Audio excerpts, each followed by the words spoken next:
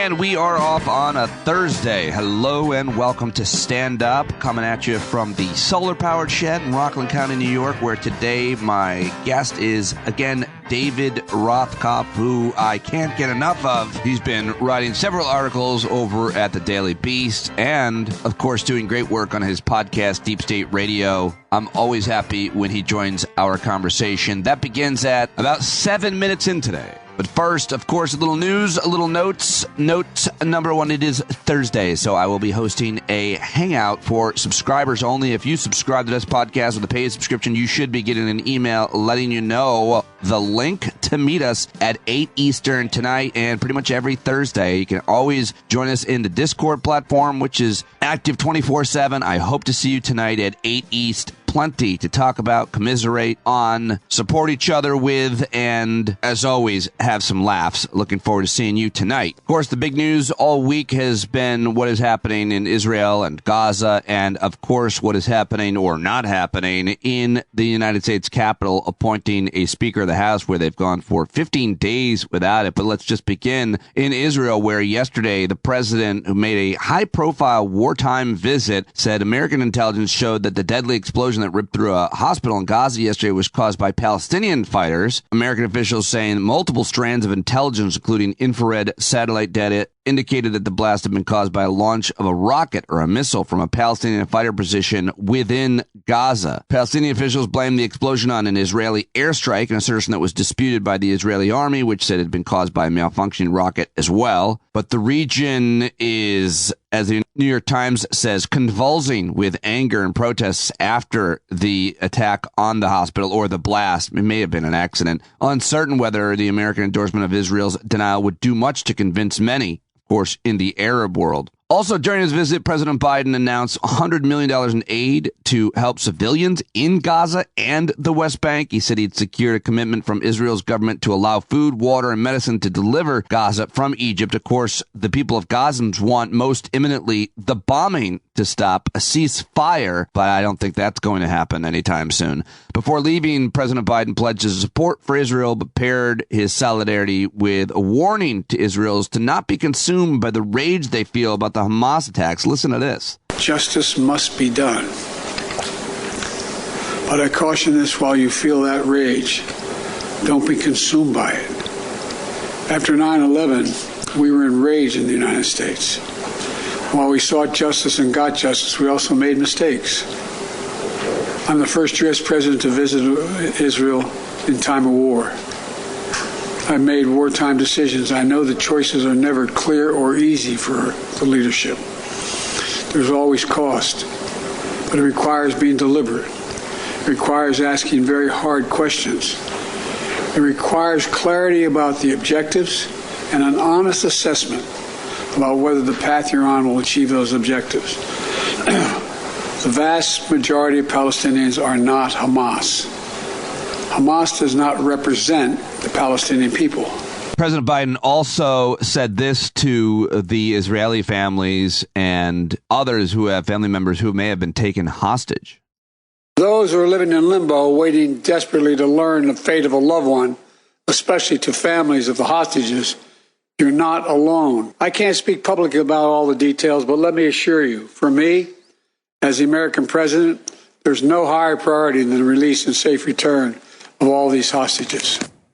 President Biden being given a lot of credit from a lot of different sectors of media and politics. Heather Cox Richardson says the speech was one of Biden's best, drawing on personal experience, religion, history, politics, and the present. But it was not just rhetoric. Biden's personal arrival in the area at war, his second as president, and his adamant support for Israel were a key demonstration that the U.S. does not want this war to expand, either by the introduction of the Iran-backed Hezbollah militia or Israeli overreaction in the Palestinian territories. So we'll continue to follow that, and it's what I talk with David Rothkopf about mostly on today's show. But I also do want to mention, of course, that the House will vote again today for a speaker. Republicans are predicting Jim Jordan's support will fall even further. So nobody knows what's going to happen, but a lot of people are saying that Republicans are exploring the possibility of sidestepping the question of electing the speaker by expanding the powers of acting Speaker Representative Patrick McHenry. I'll post a conversation later on today with Congressman Raja Krishnamurthy of Illinois. Really cool guy. I had a great talk with him, and I'll get that up probably by noon today. So look for that. A Democratic congressman joining us right here on Stand Up. In the meantime, here is the leader of the Democrats who's kept them all together. It's Hakeem Jeffries. A whole bunch of reporters caught up with him in the halls of the House yesterday. Can you talk to me about the point of this caucus meeting? Is it just to take the temperature on McHenry? There are two things that were important for us to accomplish this week. First, stop Jim Jordan, who is a clear and present danger to our democracy and the poster child for Republican extremism. The second is to reopen the House so we can do the business of the American people. And our preference is to reopen the House in a bipartisan way so we can govern in an enlightened way moving forward. Does that mean McHenry is a path? This conversation will not be about any one individual because we're concerned about two things: the institution of the Congress and the best interests of the American people.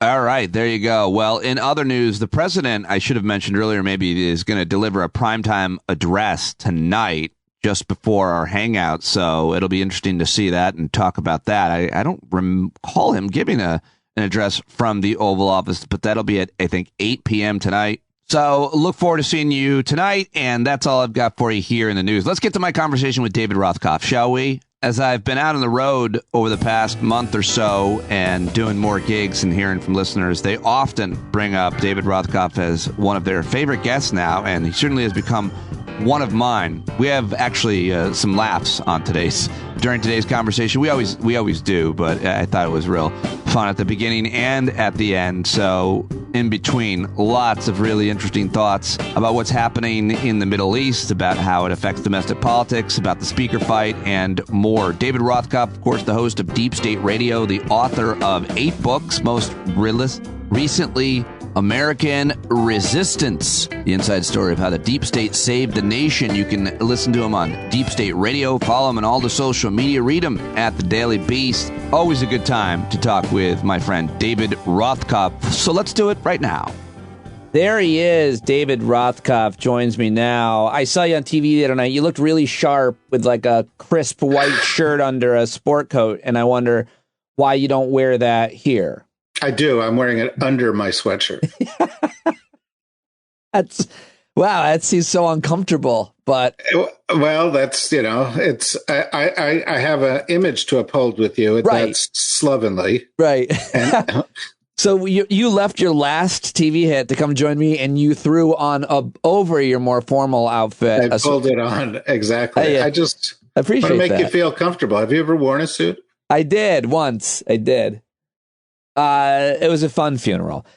Okay. Oh, a lot of things. Someone, they forced me into it. They said it would be disrespectful. A lot of things that I want to ask you about. I want to start, though, with the chaos in the House. You've written several articles. Obviously, we're going to talk about Israel, Palestine, and everything there.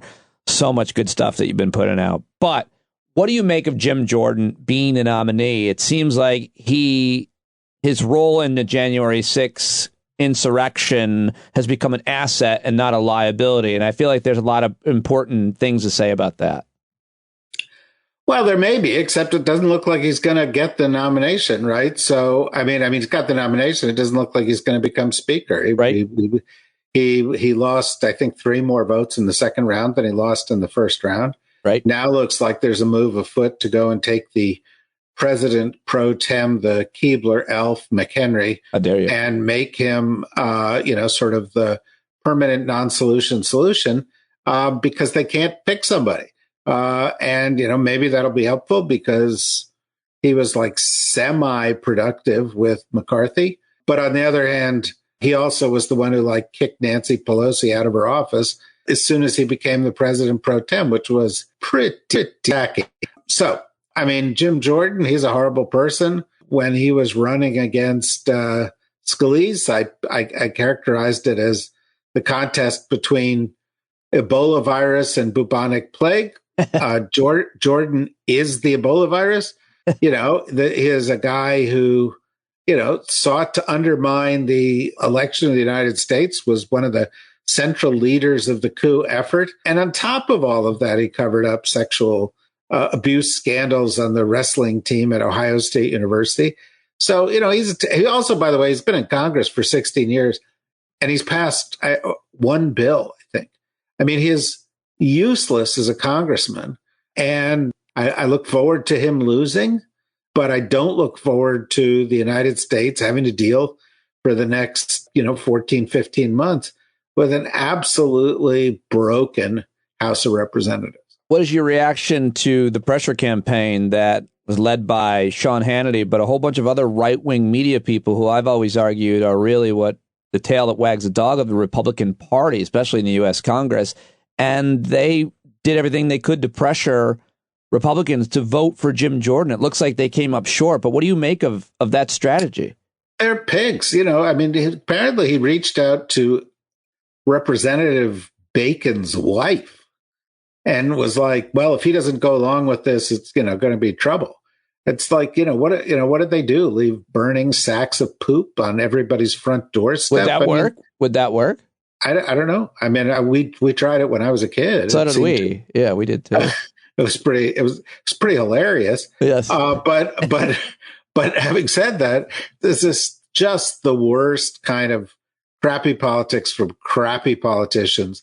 And none of it bodes well for actually being able to work, getting things done. The only positive story out of this is every single time these elections take place in the House, Hakeem Jeffries wins. He gets 212 votes because there's 212 Democrats. The Democrats are unified. They know how to work together as a team. And, I believe that within the next 15 months, Hakeem Jeffries will become the Speaker of the House.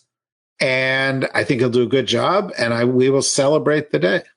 Wow. Well, I think you're probably right about that. And as much as I want to talk about that, it would be the biggest domestic political story here. But obviously, the biggest story in the world is what's happened over the past week and days now, over a week. You were the first person I reached out to, and you've been someone that a lot of people relied on. You've been prolific with your podcast, your articles, several at Daily Beast, the great one at Haaretz that is getting a lot of shares because it's so good, television appearances and more. I want to start with you because you've written now 2 pieces about your friend Bibi Netanyahu. You don't think he's done such a good job, and you don't think he's got much of a future is the very mildest way of putting it, because you have 2 thoughtful pieces on it.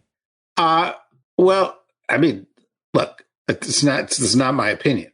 Bibi Netanyahu, I think 4 out of 5 Israelis in a poll done after the October 7th attacks was blamed for creating the conditions that left Israel vulnerable to the attack. He is profoundly unpopular. For 42 weeks prior to that, every single weekend, hundreds of thousands of people turned out on the street in opposition to his so-called judicial reforms, which are really an attack on democracy. He's erratic. He's Trumpian. He, comes to the U.S. and tells, the U.S. government to go and buzz off, and he embraces sort of extremists everywhere. And I think the only thing that, worries me is, in the current situation is whether the U.S. government and the unity cabinet in Israel is going to be able to control the worst impulses of this guy who can see the handwriting on the wall and knows that his political career is over, which, by the way, puts him in a certain degree of legal jeopardy as soon as this war is over. Because if he's not in office, he can go back to being investigated. He's been indicted for crimes. Just a defendant, as he should be. He can go back to being a defendant. So he has a lot to lose here. How much power does he have in saying what the strategy for the Israeli military will be? He's got a lot of says. The prime minister, there is a unity cabinet. The cabinet has other strong voices in it, some of whom are absolutely screaming lunatics who were from his original cabinet, like Itamar Ben-Gvir, the national security advisor, who was convicted in an Israeli court of being a terrorist. Who said yesterday on the eve of Biden's arrival that the only thing that Israel should be delivering to Gazans was high explosives and no humanitarian aid at all. So there's some really bad people in the middle of this thing. I think that's one of the reasons, frankly, why Biden went. A friend of mine, Alon Pincus, wrote a good column in Haaretz about why Biden was going. And the punchline, which I paraphrase is kind of like hold your enemies close, but hold your allies you don't trust closer. You know, like let's keep in very close touch here, because you need to know that if you go and violate international norms, international law, the law of war, we are going to come at you. We are going to withhold our aid. We are going to make things difficult for you in the international community. Biden met with the War Cabinet personally, and Blinken has spent hours and hours there, as has Secretary of Defense Austin. And I would say that's the two sides of the U.S. involvement. Half of it is to show support. Half of it is because we don't trust the leaders. Oh, man, when the story is written on the conversations and the influence that the Secretary of Defense had in the room, Secretary of State had in the room with the War Cabinet, I can't imagine what those conversations are like. How is there any reporting as to the influence and war and who's winning that? Well, I mean, you've seen it. I mean, the influence war is chaos, right? Yesterday, it seems to be. The day before we record this, there was an explosion at a hospital. For the first hour after the explosion, it was, the Israelis did this. For the second hour, it was the Palestinians did it. Then it was chaos for a few hours. Today, the president said that the Department of Defense indicated to him that it was probably Palestinians that did it. But you could see in all of this how much disinformation, how much biased information gets into the pipelines that, feed into our brains every day. And that colors these things. There are big demonstrations now across the Arab world today because of the Israeli bombing of a hospital that they may not have bombed. It doesn't matter. You say, the hour, the first hour, the second hour, the story changed to those of us who are trying to find the best sources, be as objective as we can, critically think. Then the story changed. But to many people, the story will be whatever they first heard or whatever they want to believe. And that's how Donald Trump works. That's how Vladimir Putin works. That's how the world works today. It's not, not how journalism should work, though. No, and it's not how critical human consumers of journalism should work, right? I mean, we should look at things and try and find the truth. But most people don't try to find the truth. They try to find the truth that makes them comfortable. The last thing they want is a truth that makes them feel stupid or like they were on the wrong side of things. And that's why, you get all these Trumpists who say, well, see, Russia was a hoax, except it wasn't. And everything proved it wasn't. Or right. Trump's a serial fraudster. Oh, that's political. Except, no, that there's evidence. He's a serial fraudster. His disparagement of the military is the latest one that I think should be so damaging. But nope, he didn't say those things. Yeah, even though, the senior military leaders who are on his own team are the ones who are saying it. But here's the big problem with admitting the truth about Trump. For a lot of these people, it means to say that they have been wrong since 2015 or 2016, which is 8 years. It's like saying, I'm an idiot. And look, if you're one of those people listening, you are an idiot. Own it. Okay? You made a terrible mistake. Okay? There is no defending the mistake. You should not vote. You should not be in American politics. Watch TV. Walk with your dog in the park. But do not get involved with things you do not understand because you are dangerous. That's quite scolding for a lot of my listeners. Well, I'm really sorry, and I'm sure you have a lot of MAGA listeners, Pete. You may have MAGA neighbors, but you don't have MAGA listeners. Oh, man, I'll tell you, my MAGA following is really what's keeping me, I think. In caviar. You said senior military people were quoted as saying that Trump said these things. I just want to put a finer point. His chief of staff, Marine, Gold Star father, John Kelly, is the one who said these things. So we can't say he didn't. He's put his name to the quotes now that were earlier reported by Jeffrey Goldberg at The Atlantic. So getting back to Biden's trip, this bombing, more reaction to that because the State Department, Anthony Blinken, whoever, organized all these meetings with Arab states, Jordanian leaders, and more. And then after that bombing, they canceled them. Yet President Biden still went to Israel. How is that seen by all the important interested parties? How should it be seen? Well, Well, first of all, how should it be seen? It should be seen that there was this terrible event. These leaders reacted a little bit too quickly to the event, and this thing got canceled because of the event. It didn't get canceled because of anything Biden did. Needless to say, there are articles in the newspaper today, at news websites today, like the Washington Post, that have just come out saying, this trip was a dichotomy. The Israelis really loved Biden, but the Arabs have turned their back on him because they canceled this meeting. Just complete bullshit. It had nothing to do with what Biden did. It had to do with this hospital blowing up, right? And if the hospital hadn't blown up, the meeting would have taken place. Biden would have interacted with them. And all of these guys would have come out of this meeting going, gee, the U.S. really is involved in the Middle East. We were worried they weren't, but they are. So, I just, it's going to get spun however people want to spin it. But I'm telling you, the way I watch like those Secretary of State shows and stuff, and they will tell you that optics matter. And so if the Arab leader is going to meet with Biden just after they think Israel bombed their hospital, when in fact it's probably an accident, right? Who knows? Who knows? We don't optics, even know yet. Right. And the reality is we're not going to know till somebody trustworthy goes into the hole where the explosion took place, gets bits and fragments of whatever blew up, looks at them, and determines where they came from.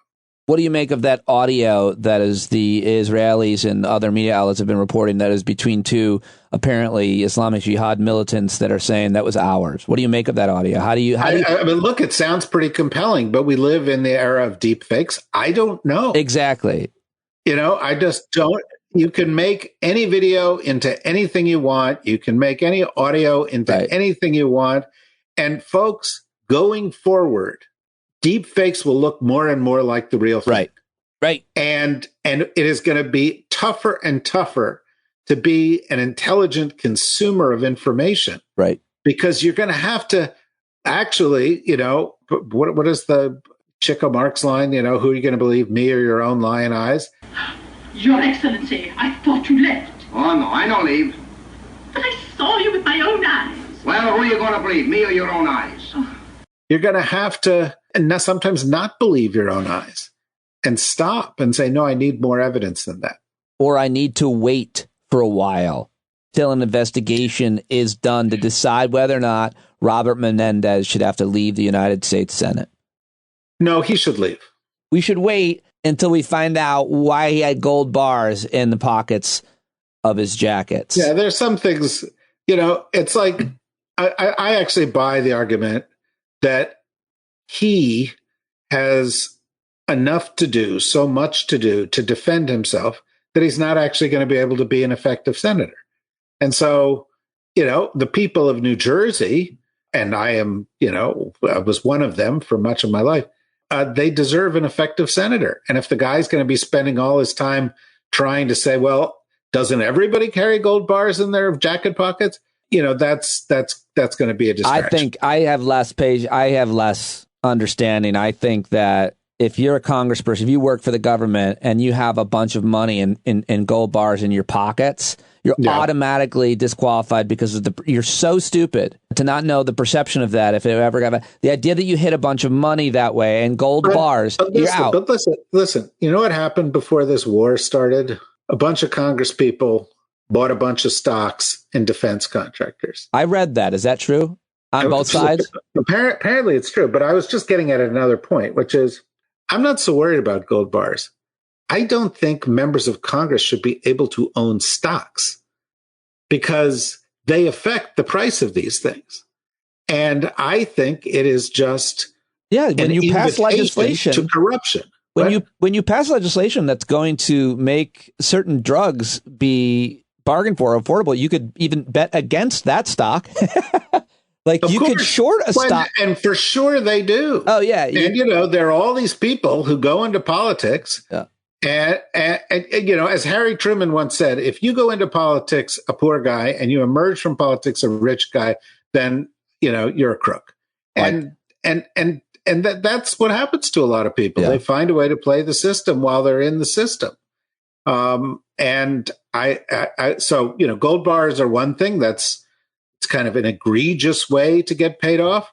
But, stock tips and owning stock, That's the way, the guys at the country club have been doing it for years. Yeah, they should pass that law. I saw this interview you did with Salon.com's Chauncey Vega, and I really liked this question he asked you about the boundaries of approved public discourse when we're talking about the Arab-Israeli conflict and the kinds of things that people say. He says there are some positions and views that are verboten where you risk being exiled from those circles if you offer them.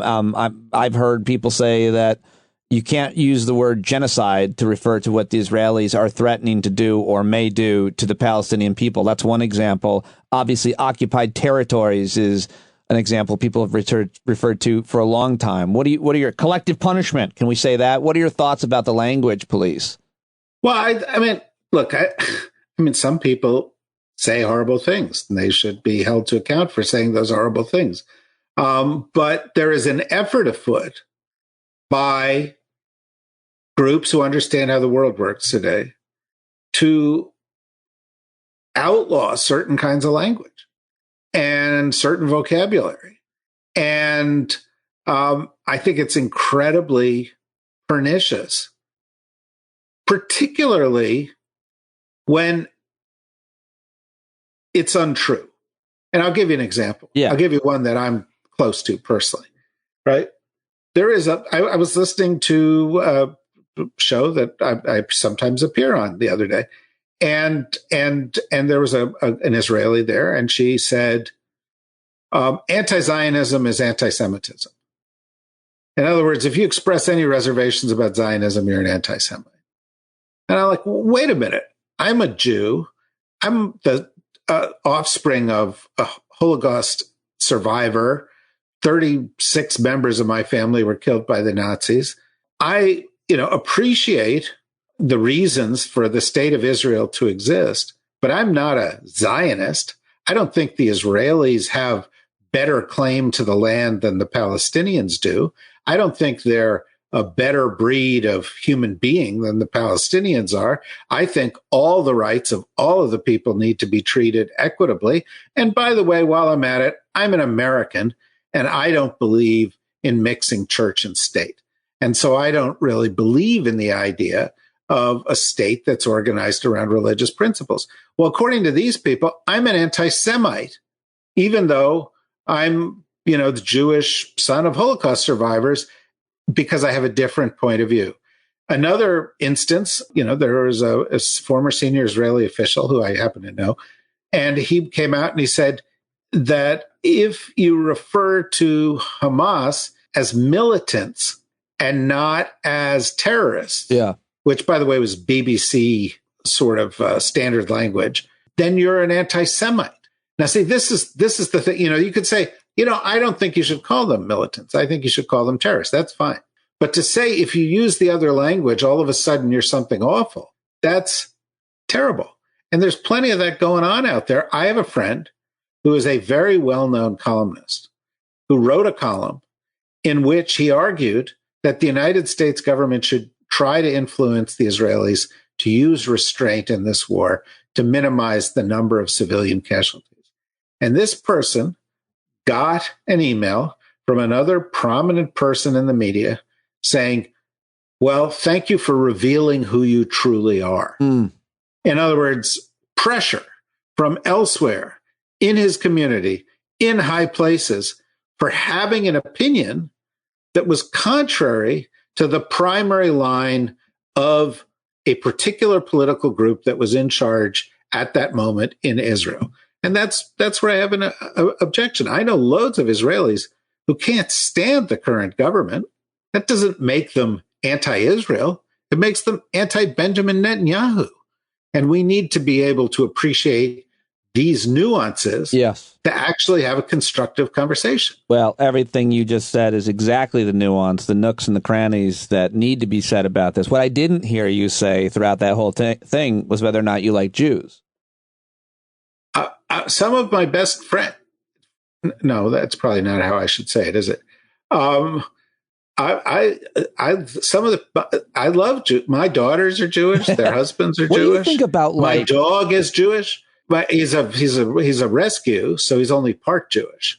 The one thing I'm sensitive to, I try to think I'm sensitive to all of this, but one thing I'm trying to understand a little bit more of, and I've always tried to understand this, is you don't understand the suffering of the Jewish people. You don't understand the struggle of black folks or marginalized, or women, whatever. And I always get a little hung up on that because I always want to be like, of course I don't. Of course I don't. But I'm trying. Like, I'm really trying every way I can to understand the suffering here. But I think everybody's suffering over there. I find the suffering of everybody equal to me, especially when they are children. I think children's suffering is bad. I'm going to say that. Well, I got to tell you something, Pete. You're not a child. And only a child can understand that suffering. But I was, though. Well, you were, but it was a long time ago, and I don't know if you remember it. I didn't, and I didn't suffer that much, I will say. Yeah, but look, I mean, obviously, you make a really good point, and I think, what we've gotten to is the place where we don't presume the empathy or the intellectual effort to understand on the part of the people we're speaking with. We essentially just say, only those of us in this particular category are qualified to speak about this particular category. Right, yeah. And that is disrespectful, and it narrows the conversation. Right. Does that not mean that somebody who is Jewish has a particular perspective on Judaism, or somebody who's black has a particular perspective on being black, or somebody who's trans has a particular... Of course they do. But that doesn't mean the rest of us don't have a contribution to make. And it doesn't mean the rest of us should be shut out of every decision that gets made with regard to this, because sometimes those decisions involve us. Well, you know about the suffering of my dog, so I got to go. I'll end it there. Well, I hope your dog feels better. I think she'll be all right. She's got a toothache. I can't stand when animals suffer. I could tell you when I told you that before I hit record. I could tell you actually felt for my dog. I could tell you felt for my dog more than me. I've told you about some of the things I've struggled with, and you never had that sensitivity. Well, I have to tell you, when I referred to your dog and I said, "How do you feel about it?" You said, "It doesn't feel." Well, there's a larger story behind my relationship with my dog that I will tell you next time.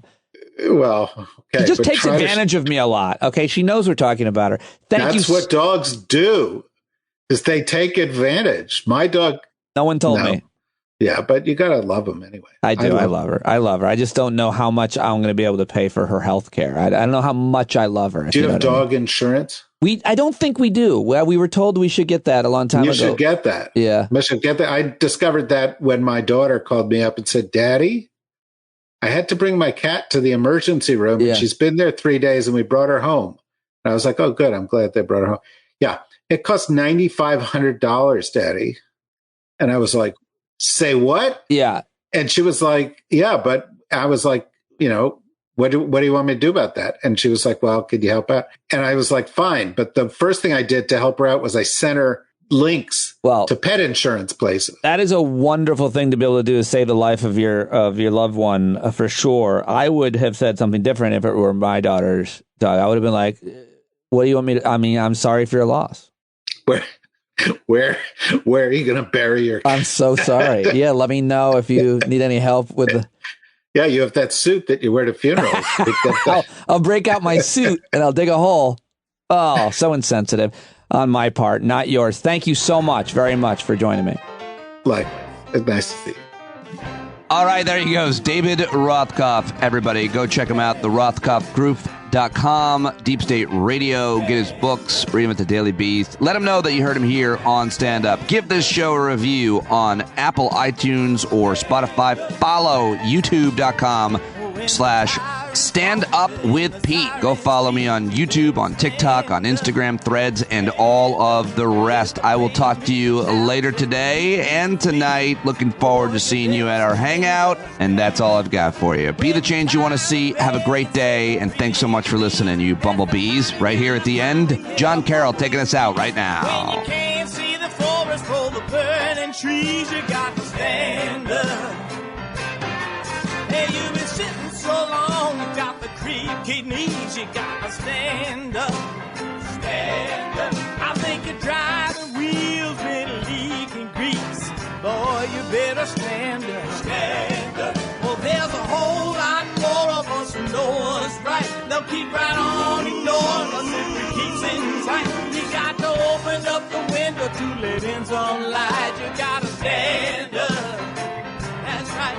You got to rise up. You got to stand up. You gotta stare the devil straight in the eye. We got to let him know it's his turn to go. See it clear and all you hear is a lie. Don't get up off of your butt, get down off of your fence. Even if it ain't a very friendly audience, well, they'll begin to listen when you start making sense. And you stand up, stand up. No need to point your rifle to defend your town. Just stand up, stand up. You know they can't deny you what you're laying down. Oh, you better stand up, stand up. Show your face of every color, yellow, black, red, and brown. She's the place where every lost child will finally be found. There's only one thing to do before we stand our ground, and that's stand up, stand up. Well, the founding fathers saw a land for all. They had to stand up, they had to stand up. They had a keen imagination for a crystal ball, drawing all the plans of stand up. But all they had to go on was the time they were in, with other causes for laws, and since they weren't even sin, they knew that change was gonna come before the change could begin. They had to stand up. All right, they had to stand up. We got to stand up. We got to look the devil square in the eye. We gotta let him know it's his time to go, and make it clear when all we hear is a lie. Why you lying awake wondering where the money all went? It'll be the cost of freedom that'll go unspent. You can see him flee the scene of that experiment if you stand up. All right, we got to speak up, we got to reach up and raise your voice in every way you know how. Don't be toes up, you got to show up. Ain't no better time to do it but now. No need to pledge allegiance to no wanton tribe. Rise up, show obedience to the voice inside, and listen well and it'll tell you not to run and hide. It says stand up, stand up. Oh, got to stand